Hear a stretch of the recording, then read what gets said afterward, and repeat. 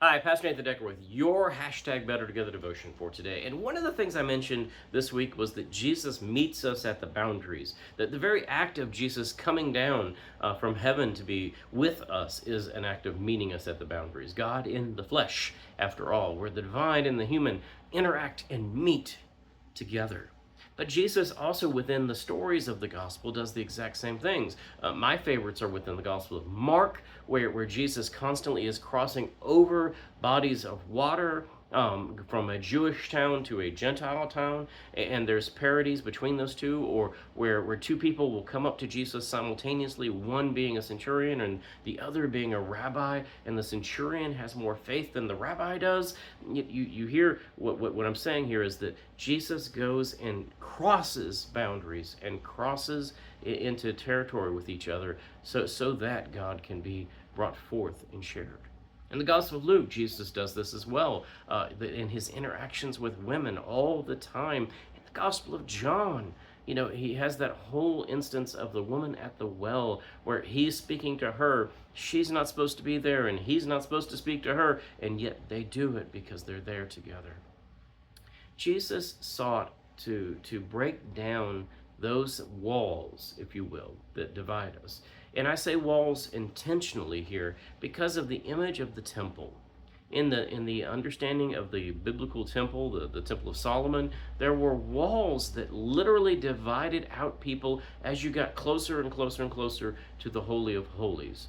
There was the Gentile wall, so that those who were not Jewish could not come within that circle. And then there was the woman's wall, so that those who were not male could not enter.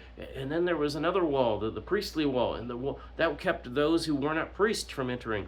And then only the priest once a year that was selected by a lottery could go into the Holy of Holies and offer the offering on the Day of Atonement.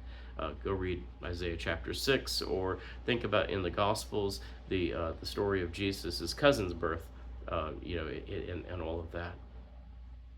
There's boundaries and walls that we put up between you and I.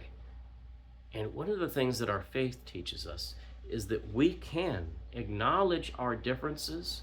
I'm a guy, I'm not a gal. I have a certain understanding of life because of how I've been raised, the culture that I'm within, all my language, all of those things.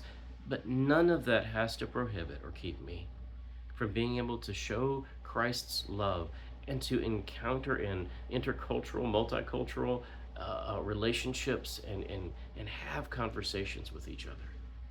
Our world is more and more becoming smaller and smaller and smaller. And just like a family that lives in a smaller house than they used to, that means we're rubbing elbows and our shoulders are hitting each other occasionally more often. It also means that we need to have conversation and communication in a deeper way. It also means that we need to share a little love and show a little more mercy and give a little more space to each other. It means that we have to come to an understanding of who we are and who others are, and see and truly believe and practice that both are okay. Jesus taught this, Jesus showed this. We're not called to have favorites. Instead, we're called to follow Christ and to love as Jesus did in a better together way.